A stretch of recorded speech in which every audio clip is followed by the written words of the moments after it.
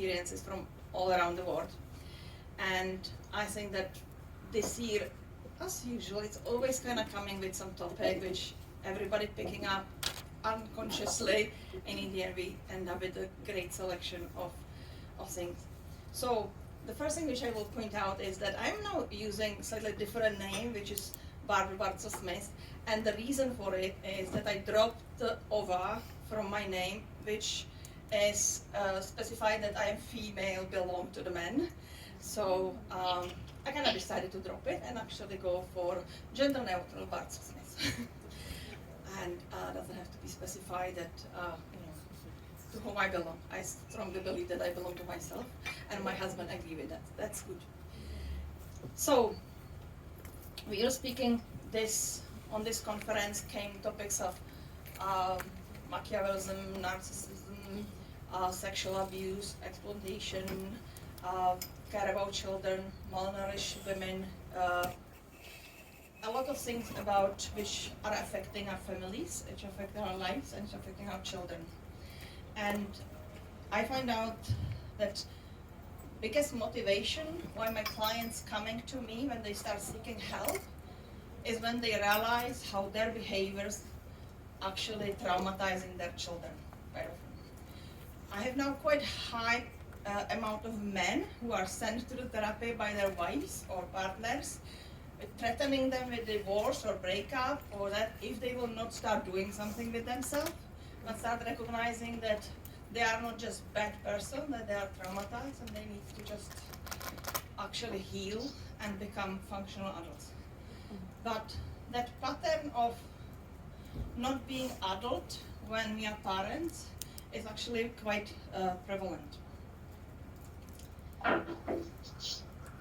So when we become parents, a lot of things change. We are forced to the new environment, new behaviors, dealing with the new expectations, and that's actually triggering a lot of people back to their childhood trauma. Yeah? Because they are maybe successful in the work, they kind of going with the resilience, they make themselves better, but then they decided to get married or with a partner, have children, and they realize that they don't recognize that partner, and quite often they don't recognize themselves because they don't know from where it's going, that anxiety, depression, outburst of anger, controlling behavior, run away to any type of addiction or excuse for women, quite often anorexia, bulimia, for men, pornography, sex, games, it's all same. Both sexes actually reacting, each just have preferable method they're using for coping. And it starts showing in their lives as control, anxiety, withdrawal, burnout, depression, breaking relationship. When we look on the statistic, the highest percentage of divorces is after first child is born up to 30 years of the child. Yeah? Because that's the way when that couple start facing their childhood trauma. They start realizing that they have no idea what it's to mean to be father or mother who actually not traumatizing their children. Because if you're looking on current again statistic, over 80% people are affected by childhood trauma. Because we need to start to recognize what everything is childhood trauma. It's not just these big things like drugs and physical abuse and emotional abuse, sexual abuse.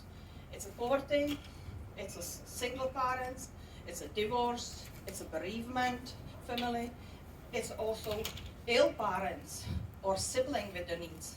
Yeah? So that there is wide range of things which causing childhood trauma. And it can lead to too much attention for children and overprotecting and over-controlling and trying to, protect them from the world too much so they cannot be themselves, or too little, too little and just not care. First sign it's postnatal depression when the woman just not coping with the situation where they are in, of to become workaholic, not taking care of children, And it's on the both sides. Again, fathers and mothers on the same situation. And it's all started with the dummy, as I was saying, because the real name of the dummy is pacifier. Pacifier. It means I want to pacify you. I want you to stop being yourself. I want you to stop crying when you are hungry. I want you to stop crying when you are thirsty. I want you to stop crying when you are tired. I want you to stop crying or shouting or screaming when you are scared. And that is first step when the children learn it's wrong to be myself. And from that, parents go on and telling children what they're supposed to wear. The children since age 3 are absolutely able to make their own identity and choosing the clothes appropriately to the weather. We'll be teaching them to what they want to wear and express themselves. Since age 5, they're able to manage the money. If we let them to count. Yeah. And age 6, 7, they're able to actually take care of themselves with support. It's not that they should take care of themselves completely, but it's happening. If the parents are ill or parents are not present, children just has to do that. Just has to survive. Yeah. So when I draw from my own experience, when in UK, like parents still afraid to send 12 years old alone on the bus in the city, about 5 steps, and say like, oh no, you cannot do that, that's too small. It's just 12 years old. I was going to the school by myself by bus when I was 6. Because my mom was in hospital and father was in work. So I was supposed to get to the school. So I would take the tram and bus, or I would take the tram and metro. And I would just get to school. I will go to my afternoon classes, and then I will come home, and with 3 of our siblings, we somehow managed to make supper. And then on Saturday morning, we will go with the father shopping. Because mom will be in hospital, and father will be in the work. So it's not always that parents don't want to. Sometimes they cannot. So it's not always just case of negligence, of like, these terrible parents, they don't care, and that. They're just sometimes doing their best. Single moms has to work because they need to put that food on the table. It does affecting their children, of course. But it's about how they go with that. How they're realizing how it's affecting their children. Are they creating the space for them to resolve that, to process that? So, when we have the childhood trauma, when anything happened to us, some part of us inside stays small. Some people call it inner child. I'm not really. I call it that child which is stuck there and should become adult. Because we supposed to be adults, like full adults. You're not supposed to be different parts and different ages. We still can be creative and everything, all these things which are sometimes pushing to the inner child. We are still creative as the adults, we are still compassionate as the adults. But if that little parts in us stay there, in age 3, 5, 7, 10 years old, that part become that mom or that dad also. And what is happening? Imagine if you have child or nephew or small child, and you have a 5-year-old child and you're going to take care of the baby. What would be your reaction? Terrified. They're like, what I'm supposed to do with that? I don't know what I'm supposed to do with that. I'm afraid that I will kill it. I'm afraid something happened to it. I don't know how I'm supposed to feed it. I don't know how I'm supposed to change the clothes on it. And when we look on the countries, when it's this happening, and children are giving responsibility for their younger siblings and stuff like that, we would say like, that's wrong. That shouldn't happen. They shouldn't be forced to do that because they don't have the capacity to do that. But if we are still in trauma, we still living in trauma responses, we actually living it out. And from that coming, that anxiety and that fear, like, I don't know what I'm supposed to do with that baby, a baby crying, and it's hungry. I don't know if it's hungry, I don't know if it's a fever, I don't know if what is happening, what I'm supposed to do. Or anger, outbursts of anger. I don't want to do that. Somebody else should do that. It's not supposed to be my responsibility. It's too much. I don't want that. And it's on both sides, men and women. So, smashing the doors, shouting, screaming. Is it walking out? Shouting matches between parents because, both of them are inside, just little children, age of toddler, or 7, 8 years old, saying like, I didn't sign up for this. I don't want to do that. That's too much. I want to go away and play the games. I want to go away and just have my life. I want to explore who I am. I want to be myself. So, how we can get out of it? There are 4 stages of trauma recovery. Yeah. It's kind of 4R leading to the 4A. And it's a recognition, a release, regret, rediscovery. So each that phase, it's not going completely linear, it's going kind of in the cycles, because we always kind of start with that we recognize something, then we need to release it, and we need to regret it, and then we can find out who we are without it. But when we recognize what actually happened to us, what situation affect us and create our trauma responses, then we gain awareness, and we are aware, and we stop reacting subconsciously, but we're supposed to react consciously. Then, next step, it's release. We need to get it out of our system. We can use many different ways how we can do it.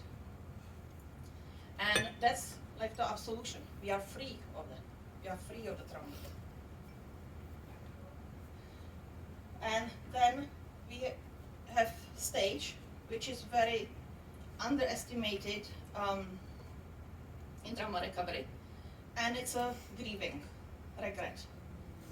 Because in the moment when we get out of it and we become present and we become like here in Amsterdam, then we look back and say like, okay, so what happened with that teenage years? I would so want to go to the university and I didn't. And why? Because this happened, this happened, this happened, this happened. Yeah. And we need to process it. And quite often people get stuck on it also. Because they said, oh, I got better and now I got worse again. You get worse. You just need to actually process that grieving or that loss. Sometimes almost lifetime or decades. And then is that great part of trauma recovery, and it's finding who we are without trauma. So, what do you really like? Who do you really want to be? Some people starting with what colors they like. They completely change their wardrobes. They change what they're eating. They change their hobbies. They move, they have new jobs, sometimes new partners, and finding who they really are.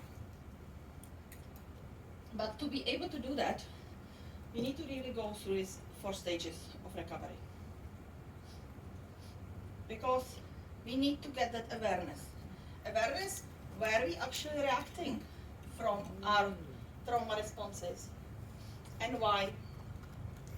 So we have these 4 trauma responses, which are kind of standard: fight, flight, freeze, and fawn. And I'm adding the 5th one, which is the fake resilience. And fake resilience is that mode when we just keep going.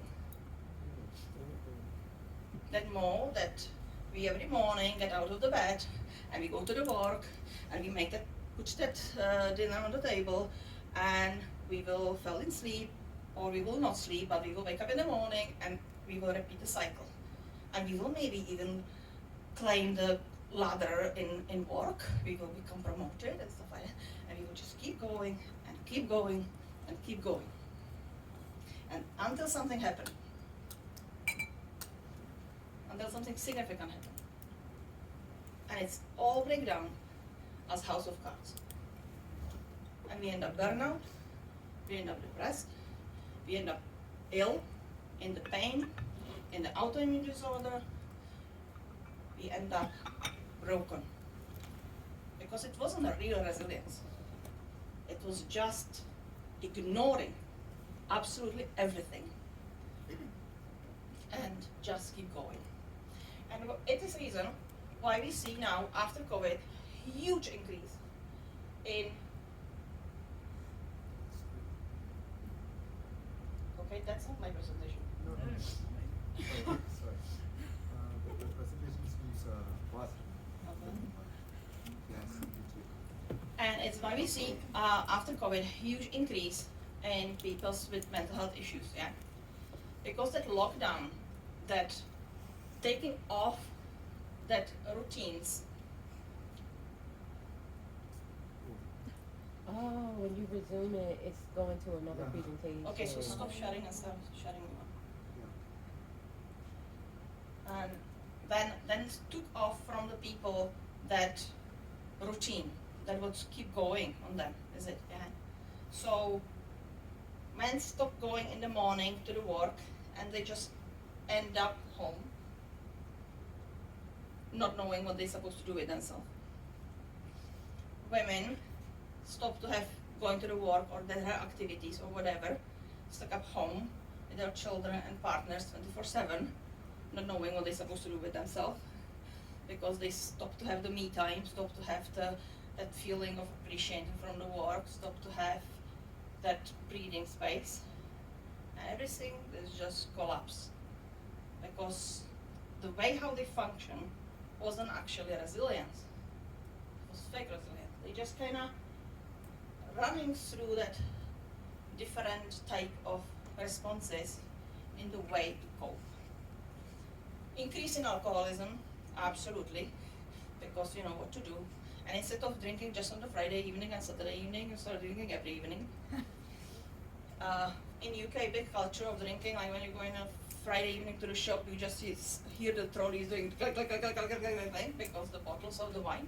Yeah. If you go into the gift shop, for women, most selling item in the gift shop in Scotland is ladies like the Prosecco. Like promotion of alcoholism, like, you know, you have little hard day, like, get the alcohol, that will help you. Yeah?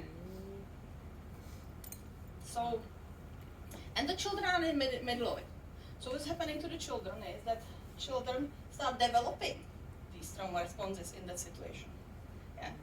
And the fight and flight are the natural one, we need them. Of course, if we are forced in situations, we exaggerate them. And we shouldn't leave them all the time. It should be kind of 10-second response, but if we actually living in an environment when it's ongoing, then we are in them 24/7 and switching to what we're calling survival mode. But the freeze and fawn are actually learned trauma responses. Yeah. I call it the rabbit syndrome because the rabbits can actually also kind of do freeze and fawn.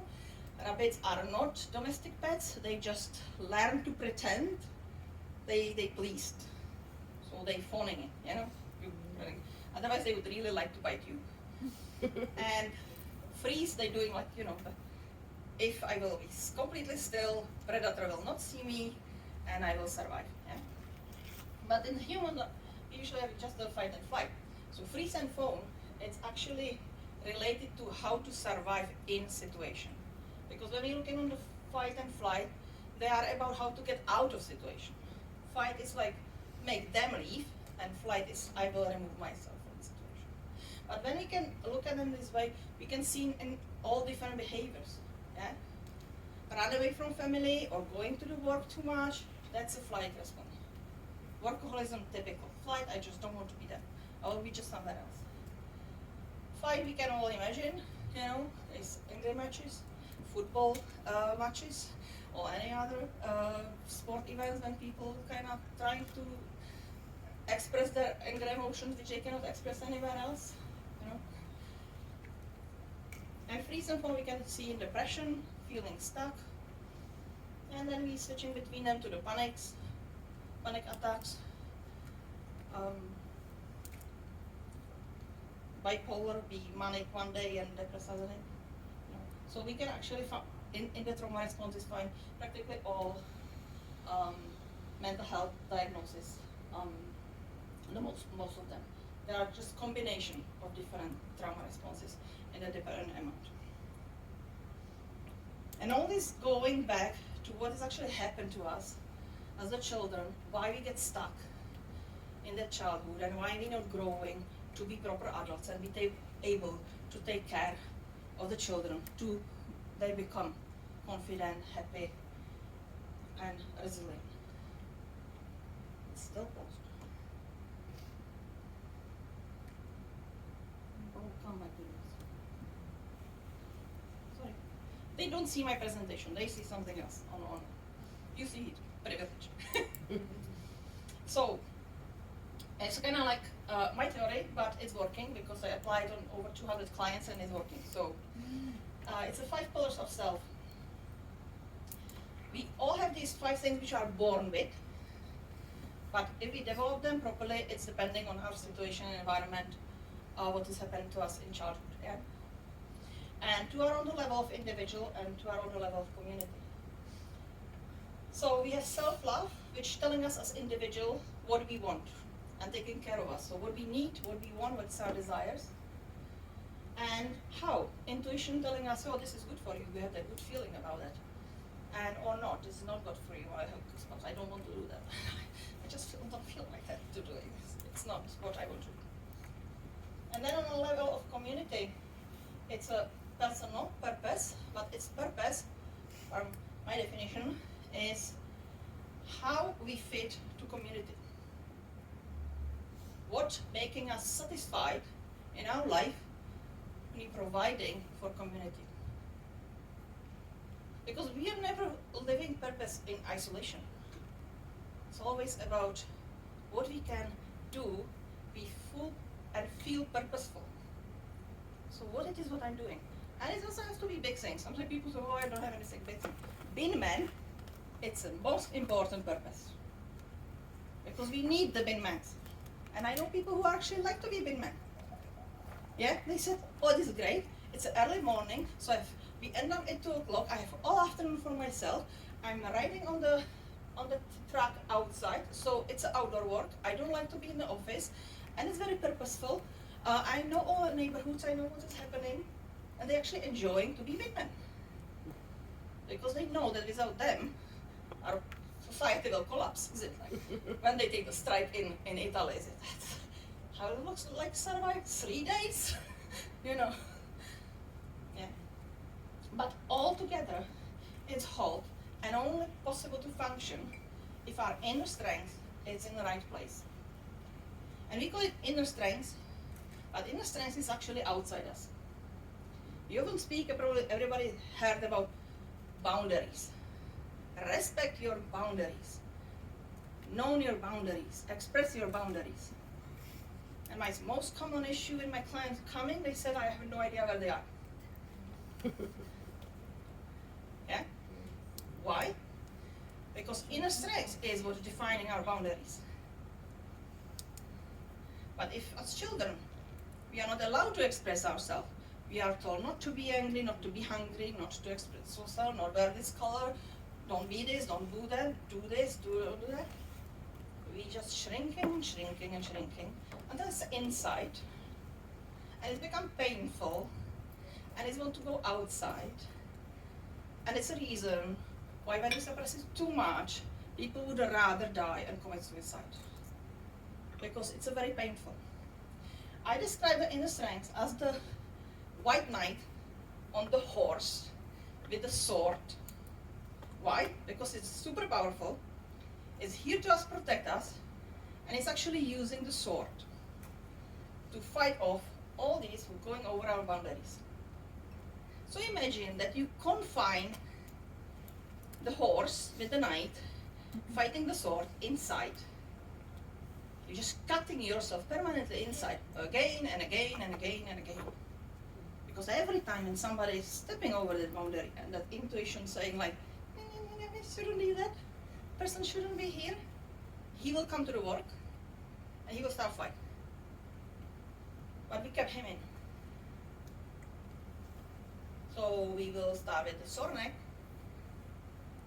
migraine, shoulders, cannot breathe, feeling sick, one or another way of troubles with the bowels, sore muscles, stiffness, And we will keep going, and longer we keeping, we will develop the autoimmune disorders, we will develop diabetes, we will develop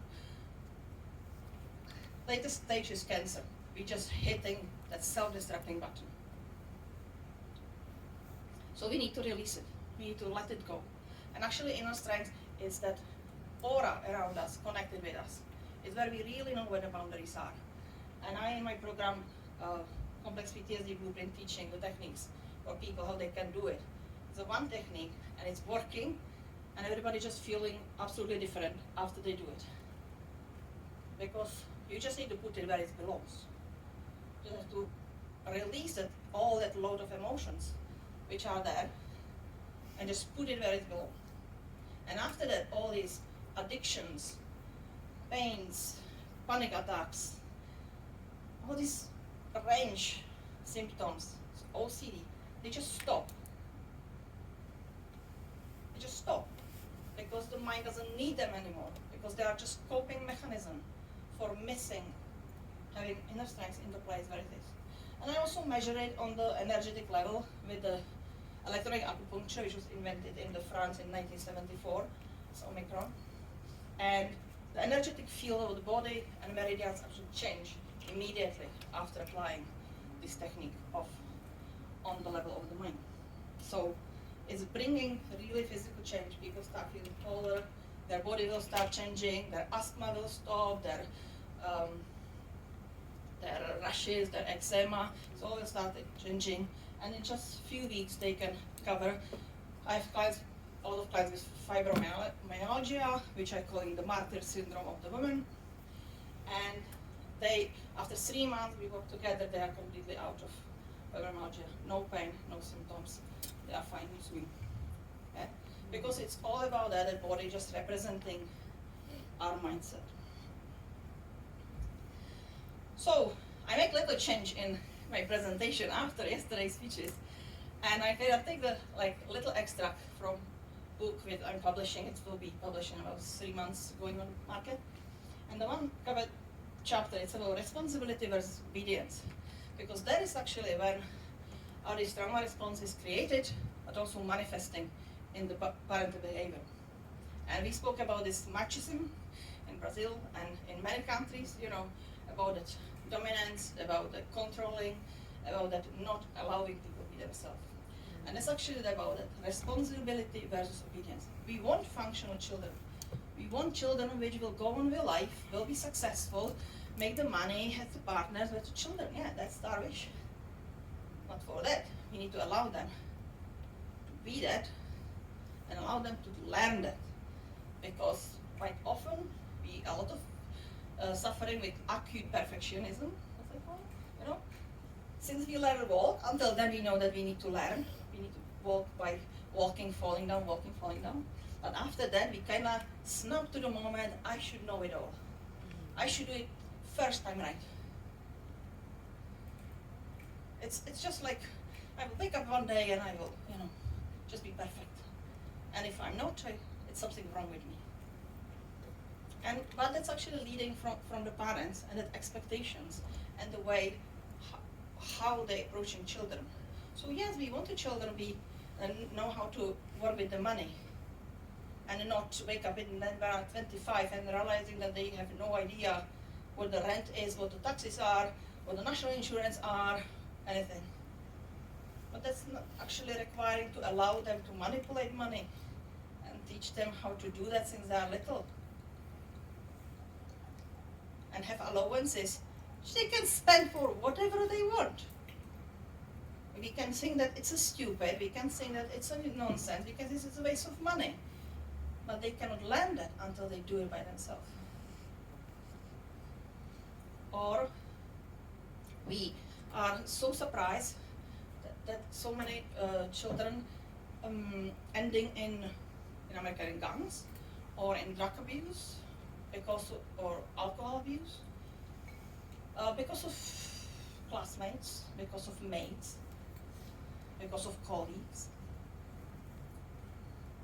If they are taught to be obedient, they will just find somebody else to be obedient when they are not with parents, because they will not be taught what it actually means to be responsible. and make own decisions and knowing their consequences. Yeah.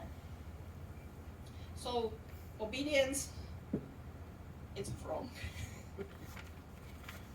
It doesn't mean that children are not supposed to respect their parents, and that's a big difference. Respect your parents. That's an original Hebrew word in Bible. Sorry for all broad English translation saying obey, because the word in Hebrew is actually respect. Respect your parents. Respect to be respected. If you respect the children and their needs, they respect us and our needs. If you respect that they're crying when they are sad, they respect that we need me time when we are exhausted from the work. When we respect them, that they will really not eat something because it's really not doing well to their digestive system, and their digestive system is different from ours, and we will respect that because they are different individuals. They will respect that we want to sometimes go to the restaurant. They are not big fan of it, but they know that we like it, so they will go there, and it's something what they will choose because it's a mutual respect. Yeah. And most important is the respect potential and respect to make right to make mistake. I think that you are not better, so I will show.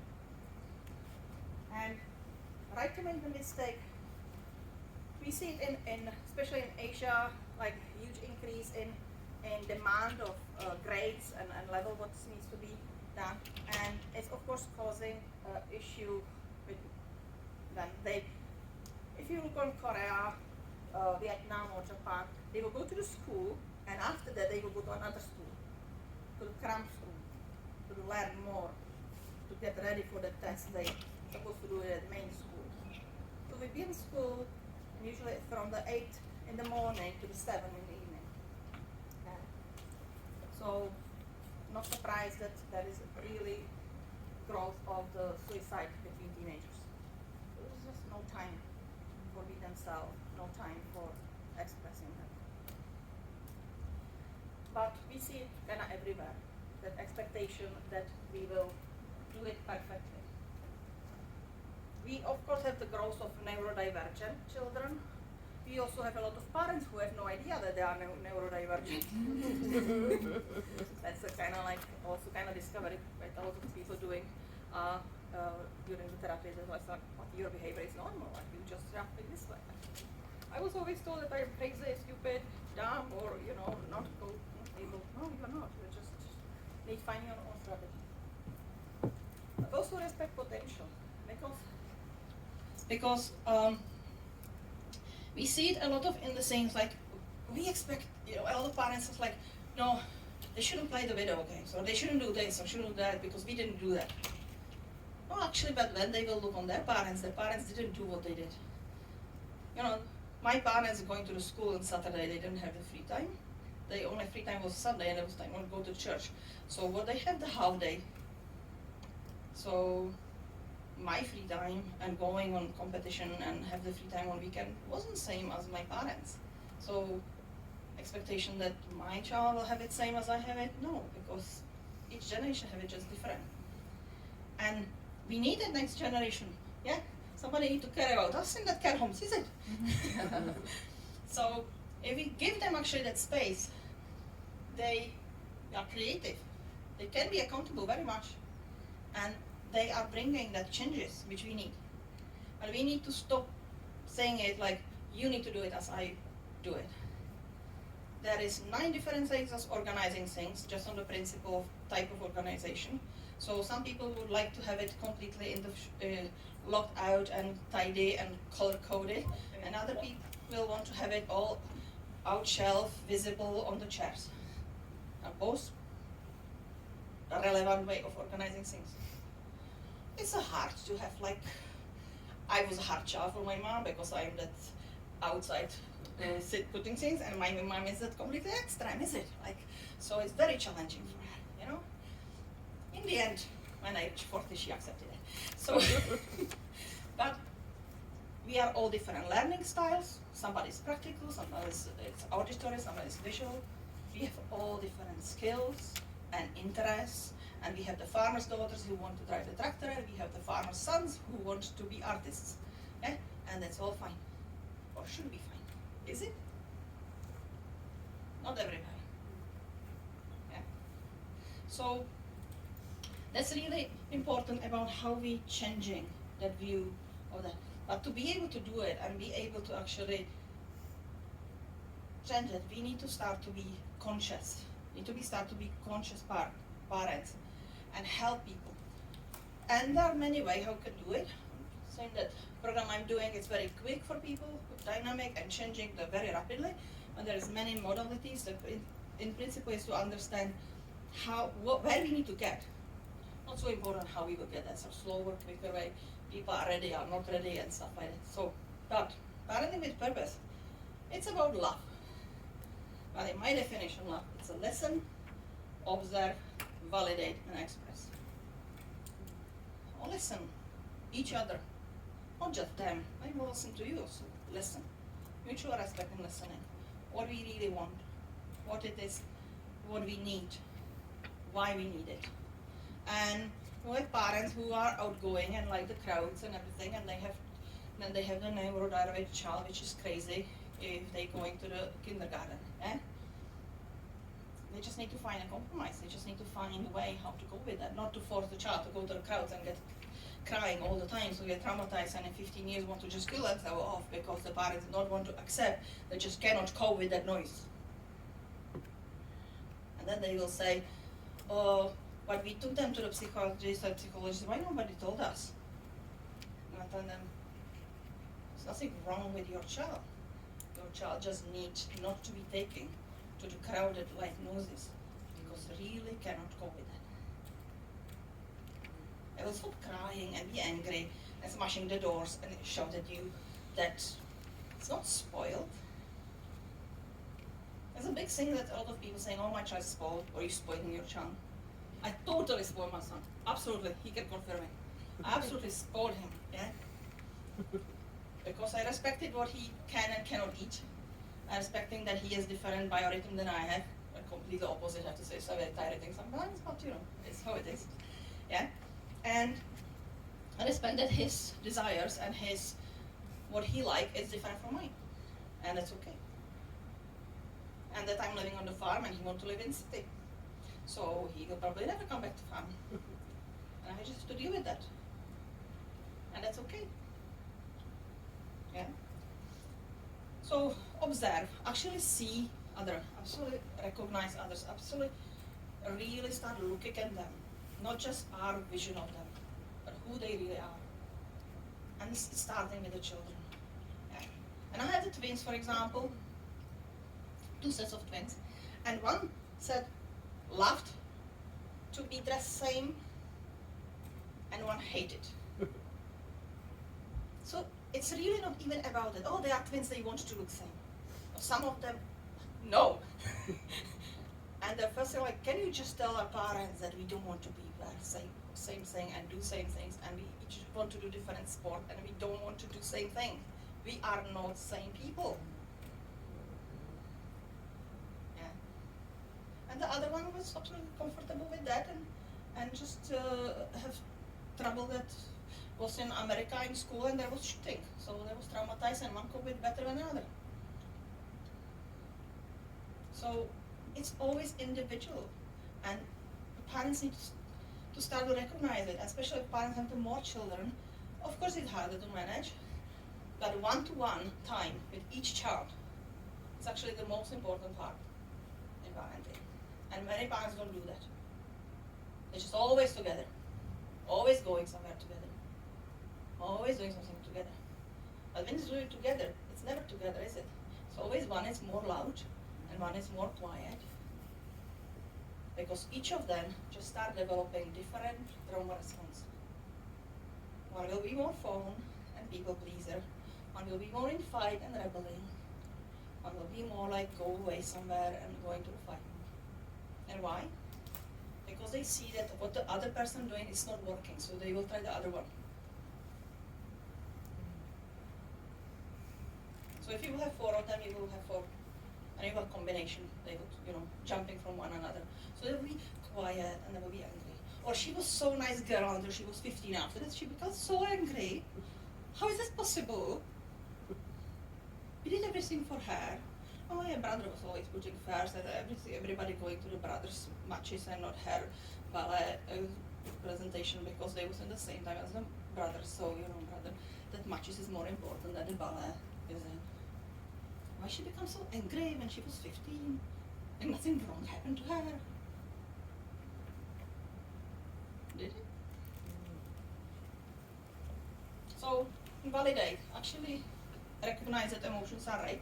And as we want to, when we are angry, we told, oh, I see that you are angry. Why you are angry? What's happened? What's stopping over your boundaries? Why you are sad? I see that you are sad. I see that you are happy. About what you are happy. Because there's other things parents quite often doing. Children will come with something very excited, from kindergarten even. Yeah. Oh, mom, look. I made this picture. You see? Another picture. Oh yeah, okay. Okay, later. It's not important that you are happy. I don't know what you are about happy. Why you are happy about that's not important. And they landed being happy. It's not right to be happy. Shouldn't be happy. And then we are so surprised that they are depressed. Where did happiness go? And on the other side, express. We need to stop the holding in it as adults. But when we are present, when we actually recover from trauma, we are just present. We expressing the emotions which are right. Does mean that emotions which are a reaction to current event. All other emotions are past and not supposed to be. And it's why we have so bodily issues with that, because body are not designed to hold that emotions in. So we're developing all these illnesses and stuff like that. When we are present, we can just express it. And they would actually, if we do all these other things, they will accept it. They would accept that we are angry about something, that they're walking over our boundaries, and they would say, yeah, I'm sorry. But we also need to say, I'm sorry, when we're walking over their boundaries. And realizing, oh, I'm sorry, I didn't realize that this. But I am happy that you're doing this. I am sad that, I'm sad that he's in university. I'm super happy that he's in university. We can also have very mixed feelings. Is it? And that's also fine. Also telling the parents, please watch the movie Inside Out. Yeah? Because it's an amazing movie describing it. Like, you can have the mixed emotions. You don't have to be super happy. You don't have to be super sad. You don't have to be always angry. It's all going in and out. So when we get that, when we find a way how we get out of childhood trauma, we can become really parent with purpose. And I strongly believe that that's the way how we can change the world, because then we can start breaking the cycle. And I see it when I'm working with the generations, sometimes even with the three of them, that when the parents start changing themselves, their children will follow. And often when the parents went to the therapy, if they brought their children to therapy, and I told them like, I think that actually, don't you want to come also? I said that you need help, actually more than them. Their children will recover very quickly, because they are born choosers, we are all connected. And if the parents start causing that adaptability is very quick, and children with their neuroplasticity still very active, heal very quickly, and they can grow to the adult. So breaking cycle for me is to heal the parent, so they will stop affecting their children, allow their children to actually be able to recover and start the new generations without trauma. So, as I said, I will, in a few months, going out my book, Parenting with Purpose, Breaking the Trauma Cycle to Raise Happy and Confident Children.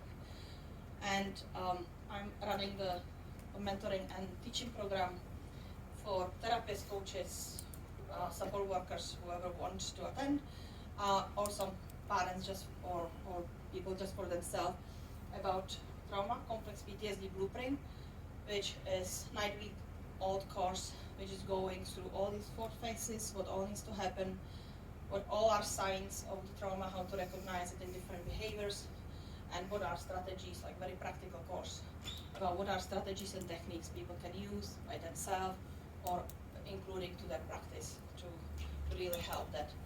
And when I'm working with people, I'm working with them for 12 weeks, and that change from the beginning to the end is just enormous. Many people, when we use these techniques, they kind of describe it, it's not just a new chapter of my life, it's a sequel. That was life with the trauma, and this is life without trauma.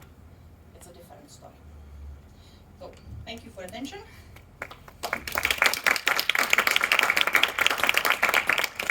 Any questions?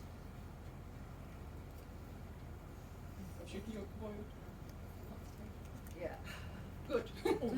So, I'm always happy.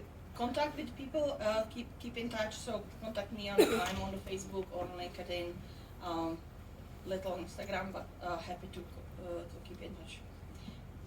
Have a call, discuss things.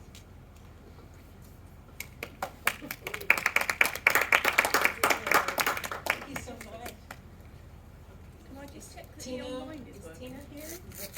Tina Person? No, I'm next. Ah, yes, can you go ahead and hand her her certificate? Is there a Tina here? No? Okay, I'll do it then.